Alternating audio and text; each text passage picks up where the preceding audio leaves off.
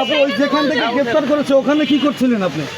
ওই আবাসিক হোটেলে কি কেন গেছিলেন ওখানে? ফ্রেন্ড আমাকে ফোন দিছে, হ্যাঁ আমার ফোনটা নিয়ে গেছে, আমাকে ফোন দিতে দেয় না আমার ফ্রেন্ডকে। আচ্ছা, আবাসিক হোটেলে কি করেছিলেন? আরে ভাই আমার ফ্রেন্ড হলো ঝামেলায় পড়ছে, আমাকে ডাকছে।